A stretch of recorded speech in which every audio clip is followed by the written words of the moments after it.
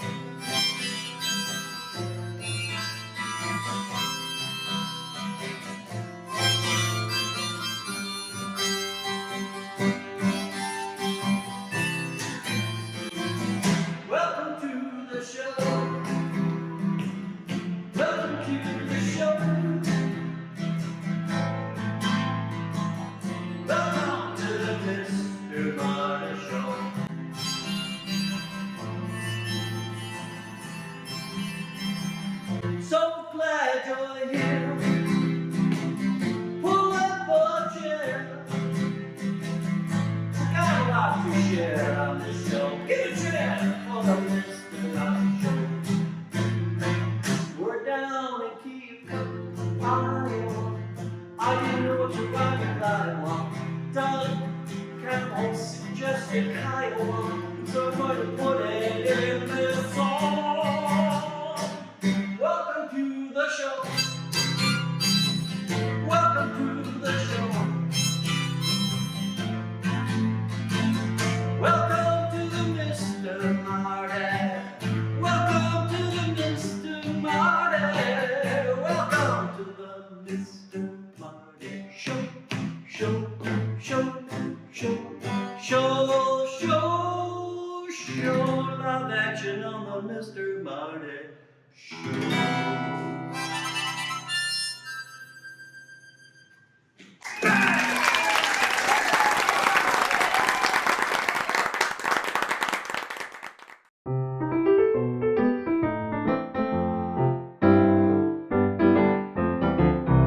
Welcome to KEOKUK, Iowa, home of America's first great dam and hydroelectric plant.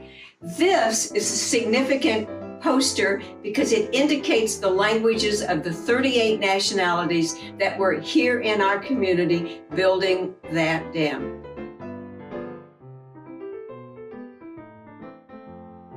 Because of the significance of the dam, we in the museum have created what's called a virtual tour. Within the plant, you will be able to go down to the bottom of the river and watch the intake of the water through the turbine. Then it will flow to generate the electricity, which is servicing 3 of the original companies signed by Hugh Cooper to build the dam. The original control room consisted of 15 of these devices that they used to communicate with the gentlemen who were working at the turbine level, whether we opened the gates more, whether we closed the gates, depending on the current of the river on that day. These are made of slate. They will not rust.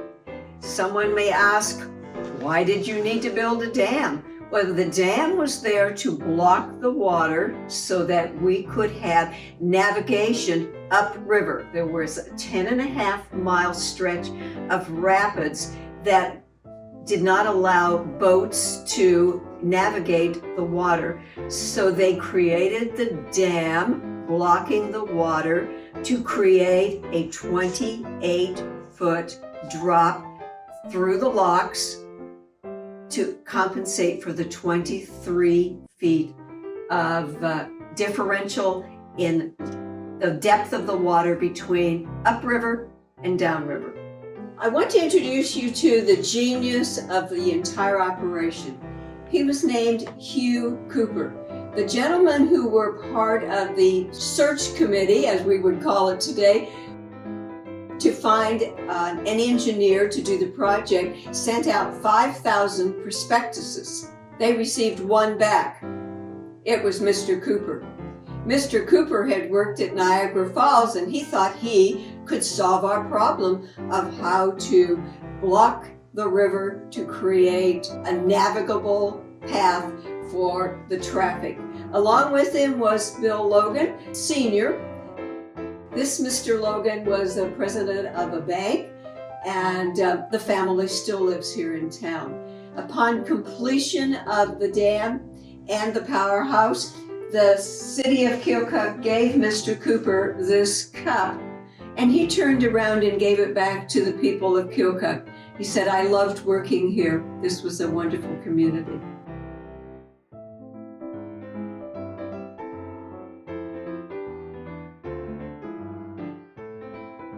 Each turbine is supported with one bearing. Again, the originals are still in place.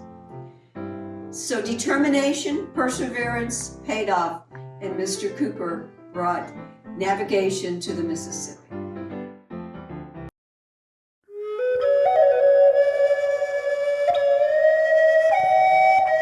Chief KEOKUK is viewing the river and the expanse of the water that he is used to traveling.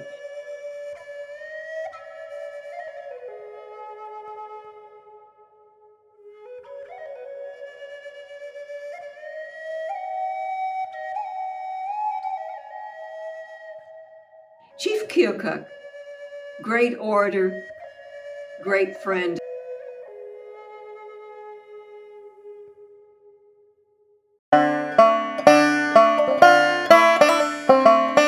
When the Civil War occurred, the wounded soldiers from both the North and the South were brought to KEOKUK because it's as far north as you could travel on the Mississippi River. We ended up having 7 Civil War hospitals located in KEOKUK, one of which became the University of Iowa Hospitals and was later moved to Iowa City.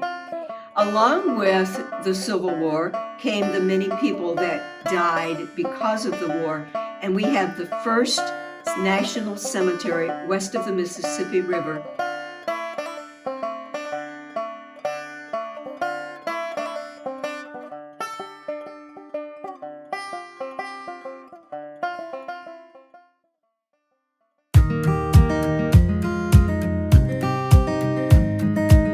Have eagles that come visit us every year because of the winter feeding in the Mississippi. With the construction of the dam, the water was backed up, and to break the water up, they would let the water flow through the spillway. That would mean a natural feeding area for the fish. They nest across the river in Illinois and have fishing available to them all year round. They do migrate, however.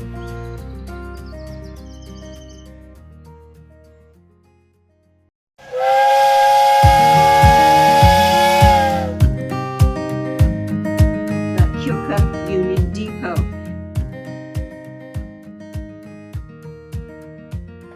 The last major architectural feat of Burnham and Root of historical locations.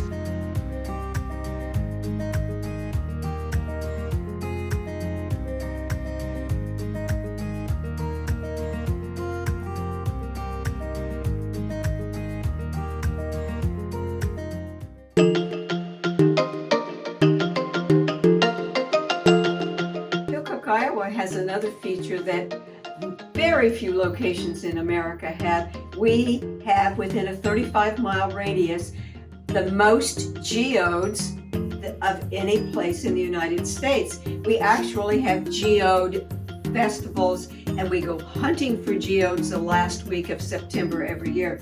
On the floor next to me is a geode way too heavy for me to pick up. In the case is a collection of geodes with the different oxides that are creating the color that you see in the crystals. And this is a geode that has been sliced, and it is now a place for you to set your cup so you don't stain your nice furniture.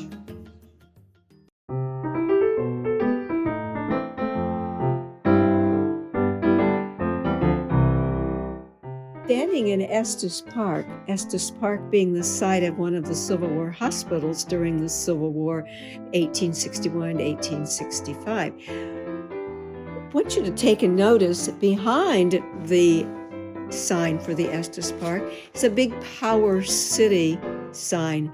KEOKUK is known for all of the different kinds of power that has been generated here. And one of the things that we're going to be noting is very near in the future, a turbine from the power plant on the river that was constructed in 1910 to 1913 due to the genius of Hugh Cooper.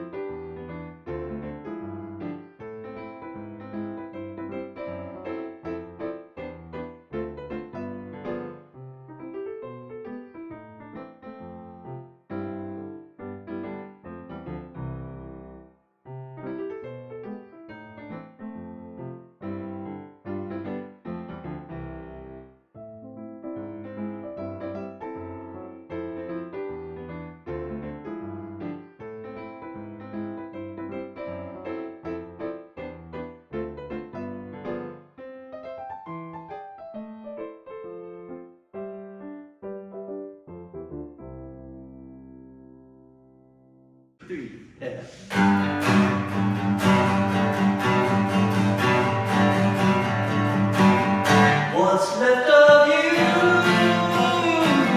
What's left of you? It's a love we left behind. What's right by you? What's left of you? It's the magic never find.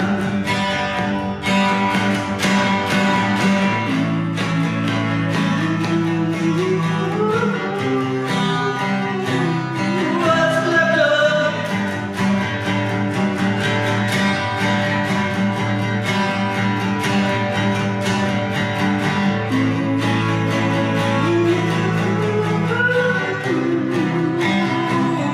what's right by me?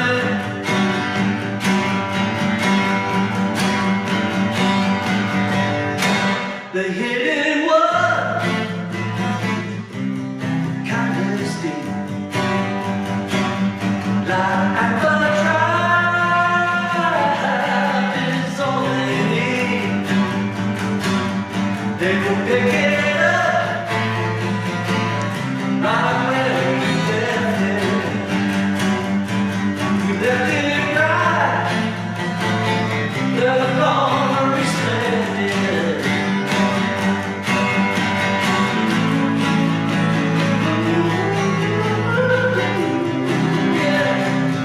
What's right by me?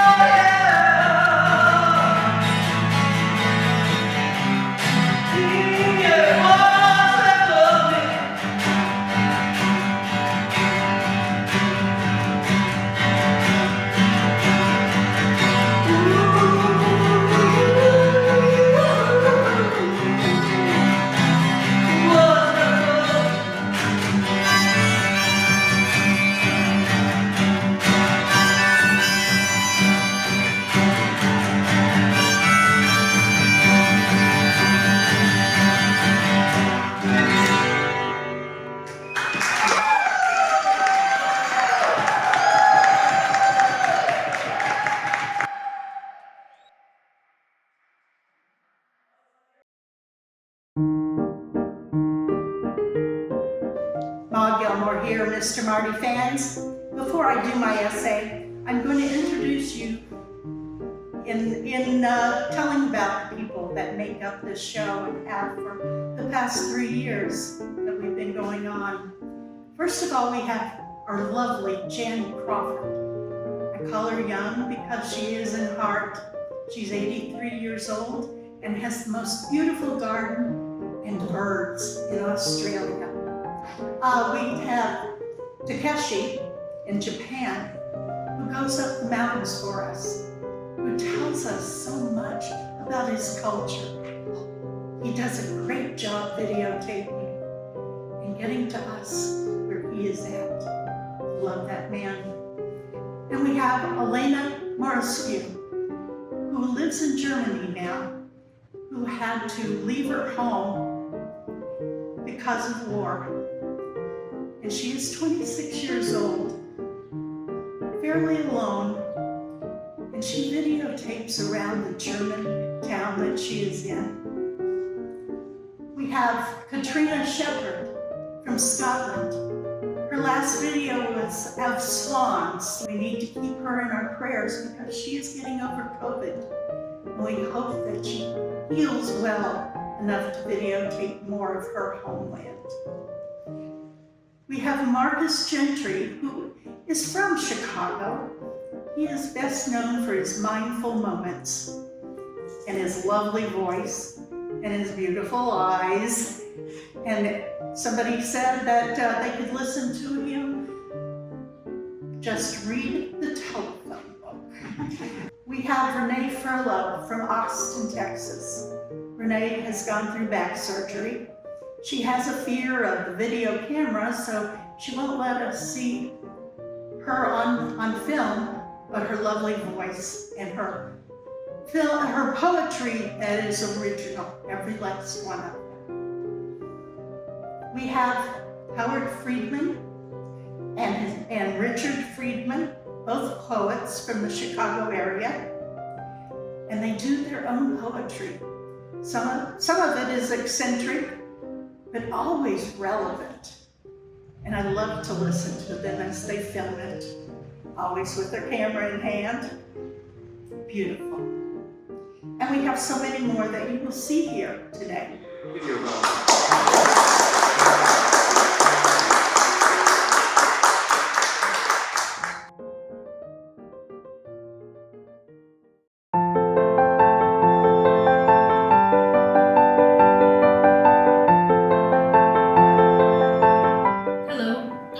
Here with artwork by Marty McCormack. This solo show is presented by the KEOKUK Art Center. Of the 25 original mixed media pieces shown here, I will introduce you to 4 that reveal the artist's hand and inspiration.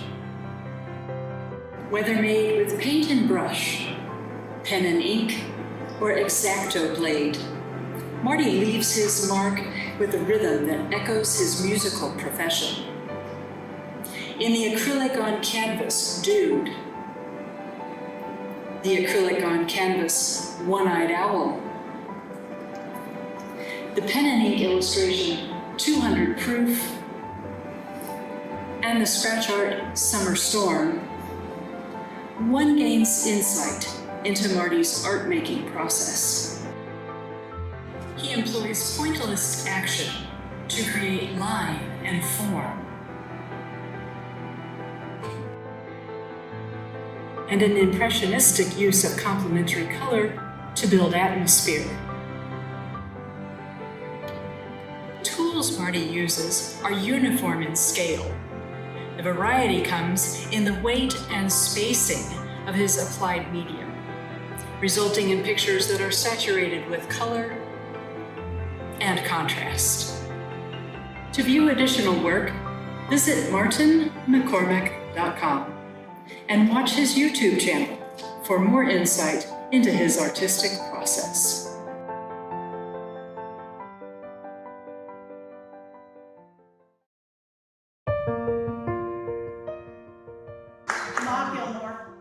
In KEOKUK, Iowa, I hope I said it right.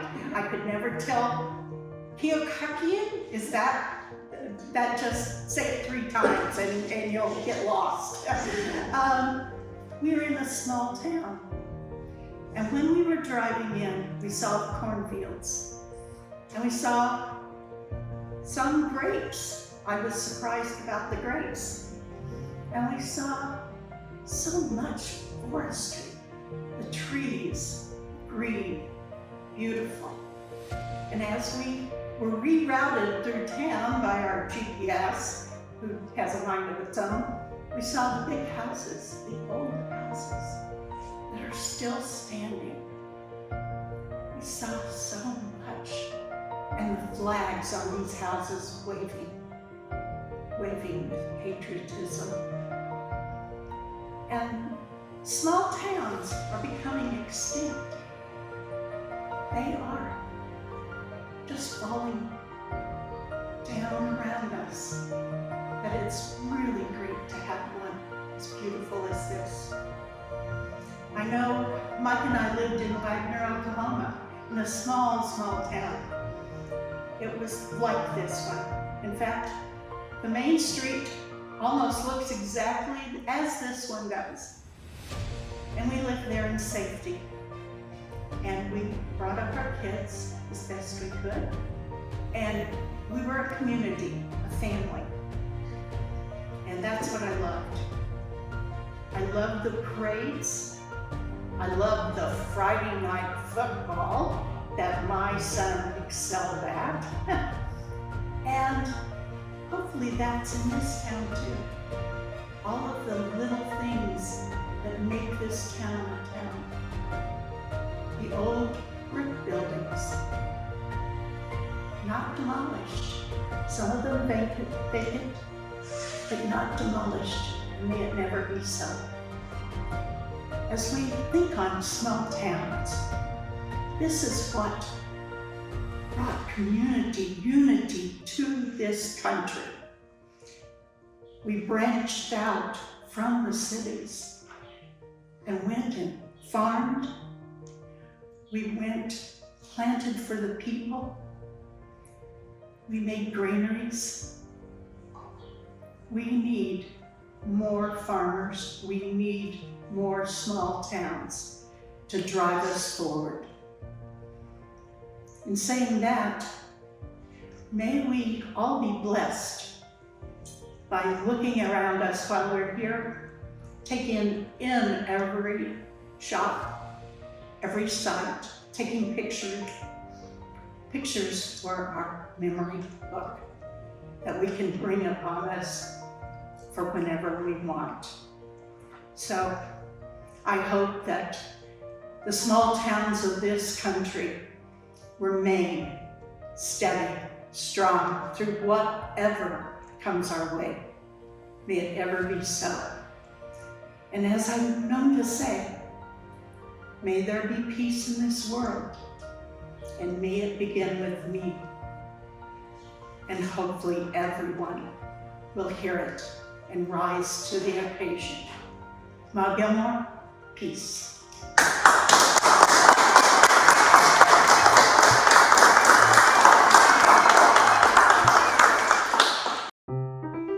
Sitting with me here, a local poet of the city of KEOKUK.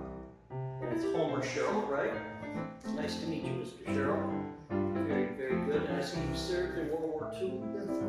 That's wonderful. Thank you for your service. Thank you for that. And what got you into poetry? Wrote 5 books. Wow, that's fantastic. And can I ask you how old you are? I'll be 95 for sure. 1st of August. Let's give him a round of applause. Well, I think that puts you in our oldest contributor to the Mr. Marty Show category. So I don't even know. Well, eat your heart out, Jan. You've just been beat. Yes. We are going to have Homer read his poem entitled KEOKUK. So I'm going to turn it over to you. You want to hear the song? You got a song too? I'll take whatever you got. You want to? Is this a song? Are you going to sing it? Yeah, I will. Okay, well, let's listen.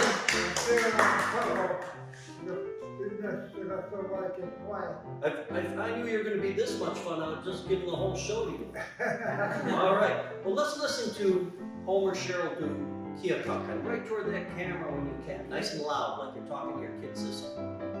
KEOKUK by Homer Show, a town born on the banks of the river, where Indians used a bow and quiver. A town named after an Indian chief, and there are places to worship, whatever your belief. KEOKUK is a very historic place to visit for a shady place. There are doctors in the hospitals, treat your ills, and social pharmacies to dispense your pills. Grocery stores carry the food that we need, and food for the animals and birds that we feed. Entertainment is plentiful and good to view, held in the theater at Rampart 2. Civil War enactments are held once a year, and the university can watch with nothing to fear. Many passenger boats all pass this way.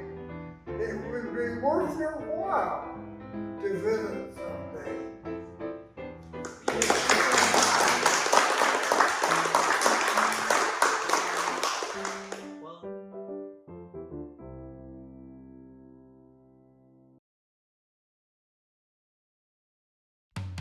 Hey, want to show your support of Martin's artist endeavors? Buy Me a Coffee is an online site that makes supporting Marty easy. In just a few taps, you can make a payment of any amount, and no account is needed. You can also decide to become an ongoing supporter. Go to martinmccormack.com and click on the words Support Martin. Let's help Martin keep it all caffeinated.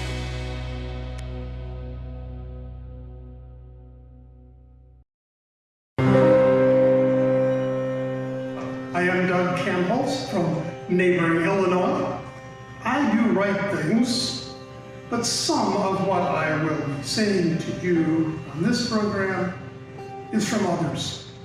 However, quite personally, I must say I am smitten with the lovely woman who soon will be entertaining us with a couple Iowa poems.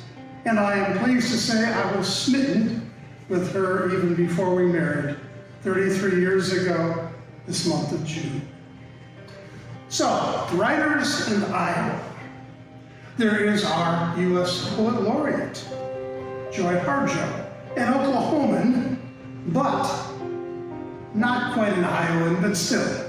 She is an alumna of the famous Iowa Writers Workshop up in the old state capital, Iowa City. There is Bill Bryson from Des Moines, famous Iowa writer on science, nature, language, who penned one of the best book titles ever, A Short History of Everything. But these days he pretty much hangs out in England.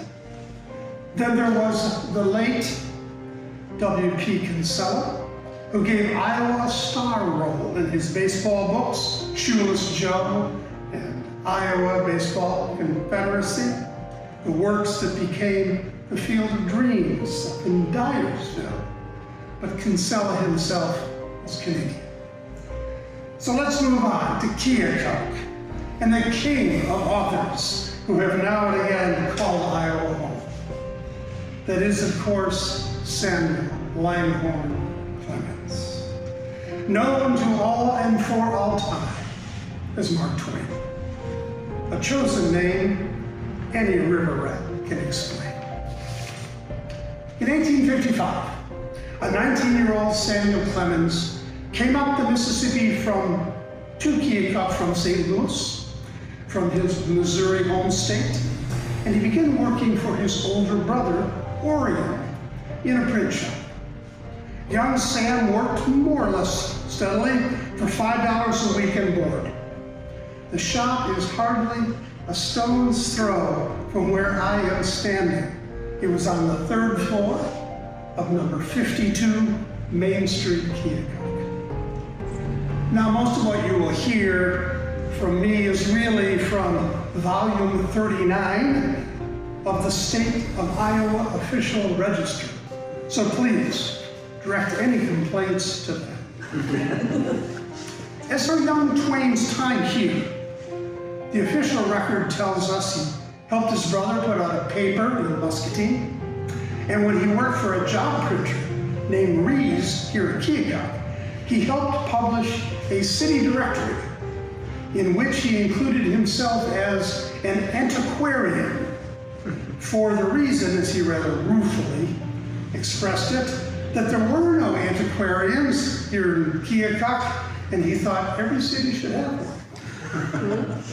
He seems to have taken quite an active part in the social life of this river town, and to have acquired some local reputation as a humorist.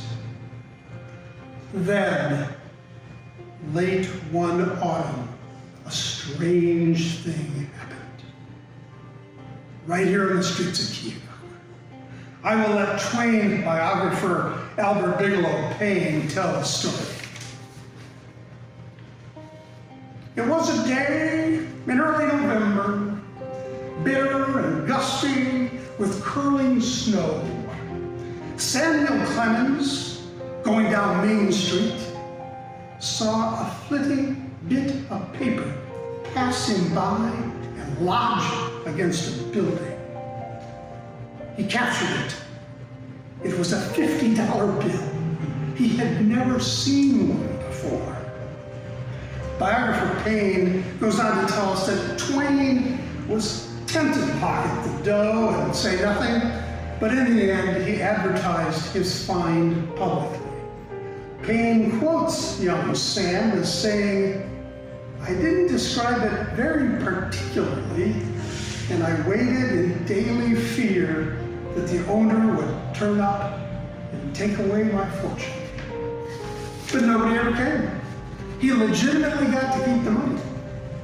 It helps us to understand how big a deal a $50 bill was back in the 1850s when we consider its value today, $1,680, hardly some change. Well, young Mr. Clemens decided to go forth and see the world. He made a deal with the aforementioned Mr. Rees, publisher of KEOKUK's quite prosperous Saturday Post. He would send dispatches from far-flung places, starting in South America, and get paid while giving the paper a certain literary air. Mr. Rees agreed to pay him $5 per story. Well, Mark Twain never got farther than Cincinnati, the one in Ohio, not the one in South America, in Colombia. And he only sent 2 letters back to Mr. Rees here at KEOKUK. But as a writer myself, I can tell you, this was important. These 2 pieces of writing were the first for which this city's famous former resident was ever paid money. Of course, as we know, fame came to Twain, perhaps most famously by recalling the place he lived before he came here. That was Hannibal, Missouri, the wellspring of the deeply etched characters Tom Sawyer, Becky Thatcher, Indian Joe. And they were joined in other works by Mulberry Sellers and Pudd'nhead Wilson, said to be based on his own big brother, Orion. Mark Twain voiced our fears and our dreams in such an American voice that it echoes now and will as long as words are spoken. Samuel Langhorne Clemens did eventually see many parts of the world, but he also frequently returned to KEOKUK. He never quite grew away from Iowa or from this great city of his younger years. Thank you.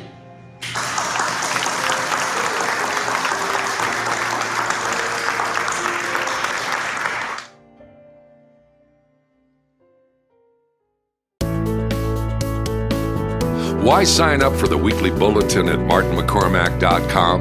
Well, you get the latest writing of Marty. What's new on the podcast, Strung Out? What's new at the gallery? What's coming up on the Mr. Marty Show? The art video of the week, the music video of the week. And you get 20% off at Marty Fine Art for signing up. Go to martinmccormack.com and become part of the gang. That's martinmccormack.com. All right, that was wonderful about Mark Twain. This is his town. Another town is Hannibal, Missouri, down the road. By the way, I am Mike, Mr. Ma Hilton. And many years ago, we were traveling around this part of the country and were able to swing by Hannibal, Missouri on our way through this area.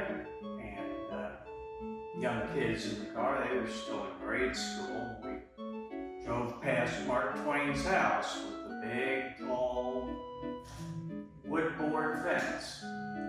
We told the kids that someday in school they'll be reading a book about how Tom Sawyer tricked his friends into painting this fence for him when he was supposed to do it. So hopefully they remember that. I know they were very young at the time. And also, Mark Twain's one of the most, as mentioned before, one of the most quoted American writers. And Ma and I were researching some of these quotes, and we found a few that we really like to share with you today, if we may. One is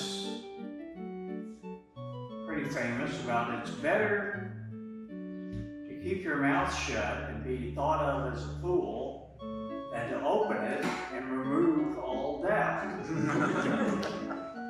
And we found one that kind of goes along with that, which is, if you always tell the truth, you never have to remember anything. Now, one thing about these is that the most dangerous part of your body isn't your fist, it's not your foot, it's your mouth. You can hurt others and certainly hurt yourself when you don't engage brain before opening mouth. So, we certainly thank Mark Twain for that apt observation, and it's held up well over the years, many years. One of the things we were looking for, what were things that Twain said that apply today? Those two certainly do. Another one is, that we found, was if you find yourself in the majority, it might be time to pause and reflect. So why are you in the majority? Do you sincerely believe these things? Is this what you really want? Or are you just going along with the crowd? Take time to think things out. Examine all sides. Get all the information that's available and stop and think about it. If you believe you're right, go ahead. If not, then speak up and stand up for what you know to be right, what you believe in. So again, thanks to all who've contributed to today's show. And one more quote. Outside of a dog, a book is a man's best friend.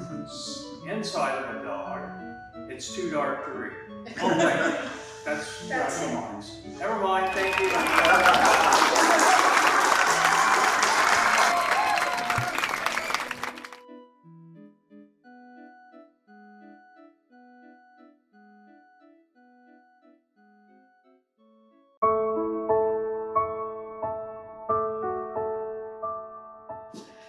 Good afternoon.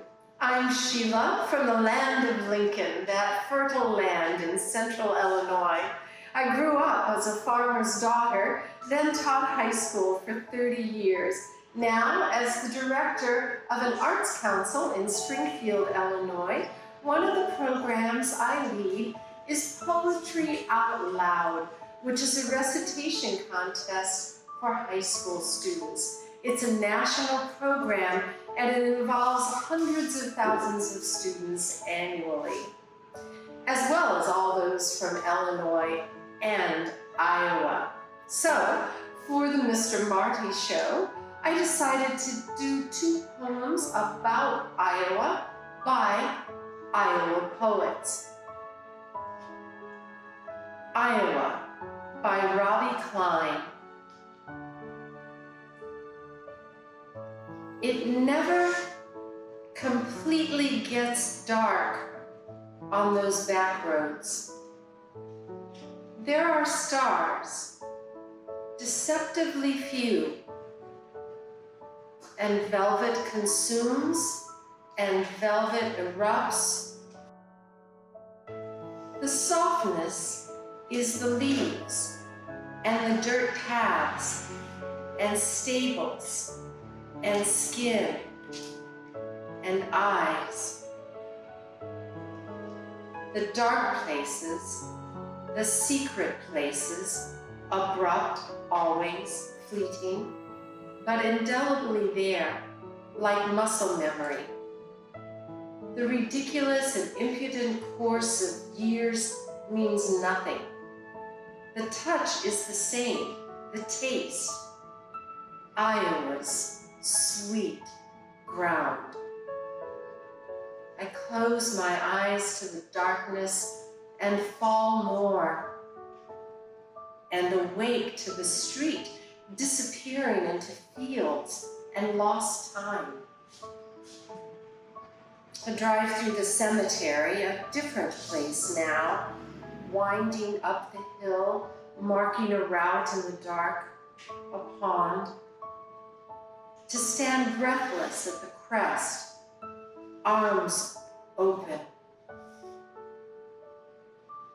I chart movements with a cartographer's conscience, throw open my shirt and open myself to the sky, flawed and stitched and whole, and welcome my mother and forgive my father and know the slap shock of being born.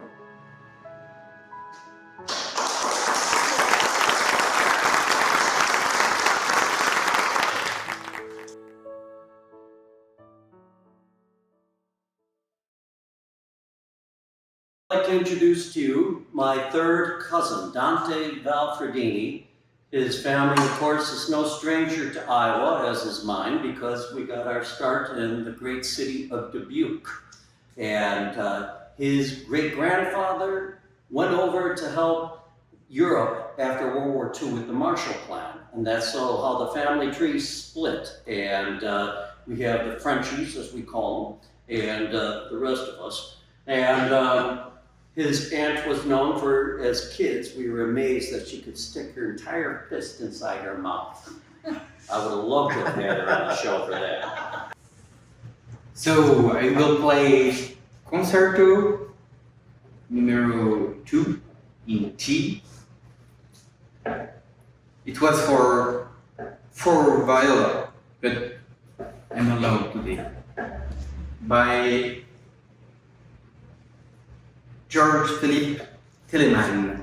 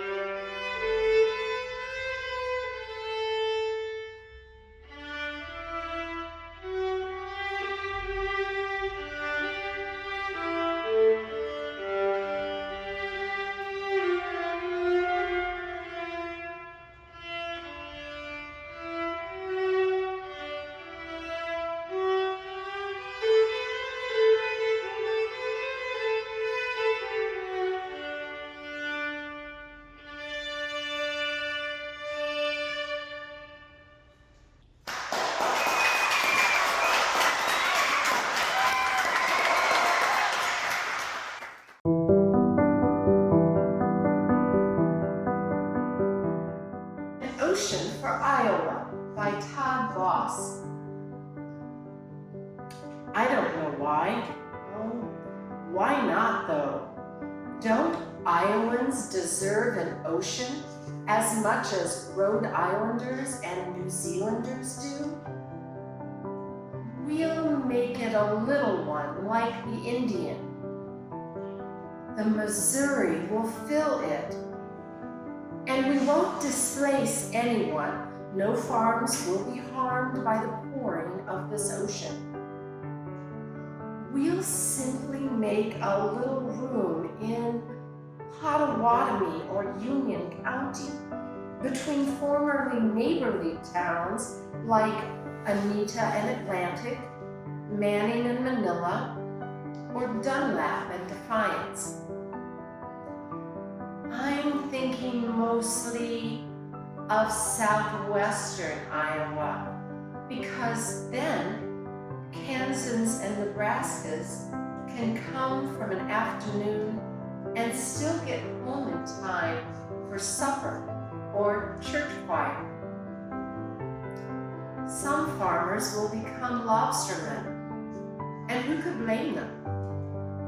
Others, going down to its shores between chores, will bring home again strings of deliciously white flesh, ocean fresh poems. And the women. Let's not forget the women. They're going to adore the ocean. It will inspire them to do more lovemaking. And if there's anything Iowa needs, it's more lovemaking.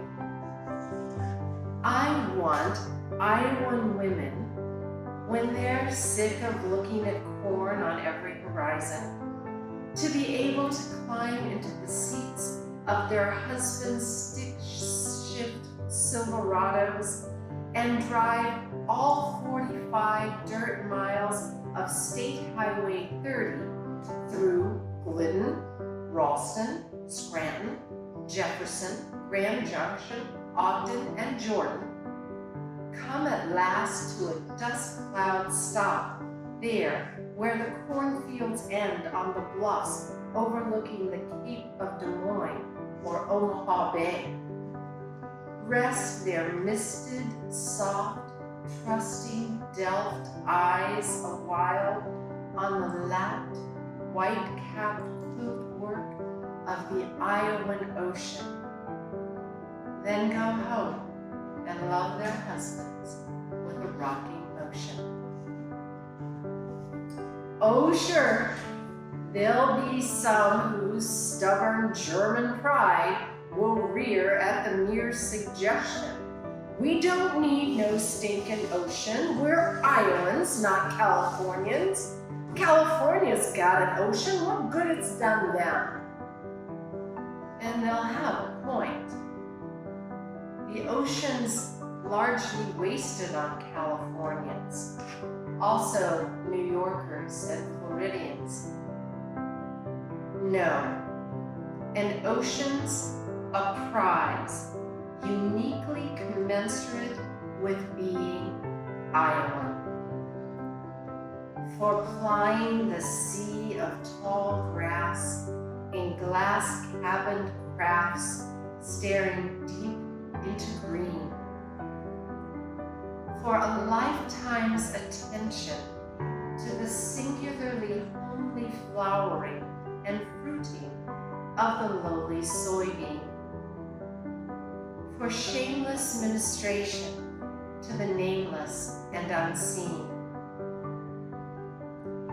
We hereby christen this ocean the Iowan Ocean, 8th biggest water mass on Earth. May it bring joy on an order of magnitude equivalent to the sea of corn sweeteners her refineries pour into the food and drink factories of the world. May it scrub the stench from every hog horn, dilute the pollutants, soften every stubbornness, ungovern every caucus. May a new spirit move upon the face of the waters and wash across the wheat fields, filling with a newfound joy every sower, crop duster, and reaper. And may the sky, bluer than the blue from any prism, fill them with the truly non-denominational new evangelism, truer than any truism, and worlds deeper. Thank you.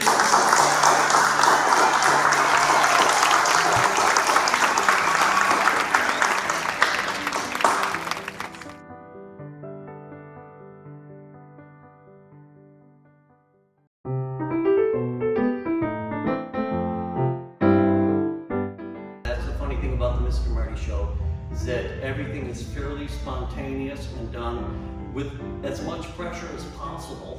And we have Doug Campbell's. I hope I said that right. Generating electricity, and they are all still. And Sheila Walker also. Sheila Walker. Yes, Sheila Walker. Teeth company. Say that again. And Sheila Walker. Walker. No Walker. Ha ha. Played for the Free Acts, right? Free Acts, and And so happy. What? Move that way.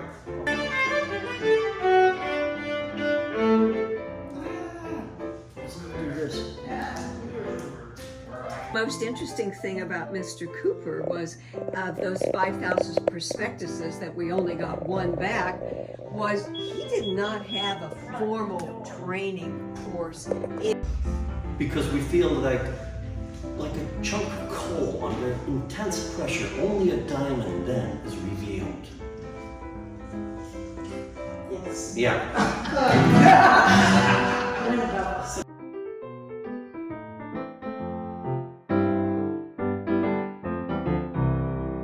Well, I hope you had a good time here with the Mr. Marty Show. And even though Anya's not here with us, we have the KEOKUK choir sitting right behind this very camera. I'm not going to show them, but I know they know how to sing this song. Thanks for watching the show. Thanks for watching the show. Thanks for watching the show. Thanks for watching the show. The Mr. Marty Show. The Mr. Marty Show. The Mr. Marty Show. The Mr. Marty Show. The Mr. Marty Show. The Mr. Marty Show. The Mr. Marty Show. The Mr. Marty Show. The Mr. Marty Show. The Mr. Marty Show. The Mr. Marty Show. Thanks again, guys.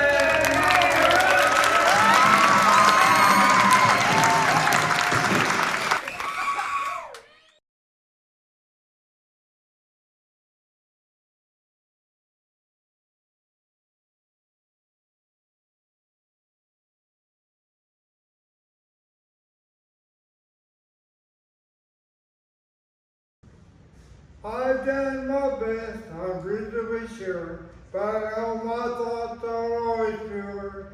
So how my body trembles and my soul is anxious too, just to think of your greatness and the thought of meeting you. My body's old and rocked with pain, and after death there's so much to gain. Yet how my body trembles, oh Lord, what must I do? There's so much apprehension at the thought of meeting you. I've done my best, I'm reasonably sure, but I know my thoughts are always pure. So how my body trembles, and my soul is anxious too, just to think of your greatness and the thought of meeting you. How my body trembles at the thought of meeting you. I know that I'm not worthy. My Lord, what can I do? I've lived my earthly life the best that I can do. But my body trembles at the thought of meeting you.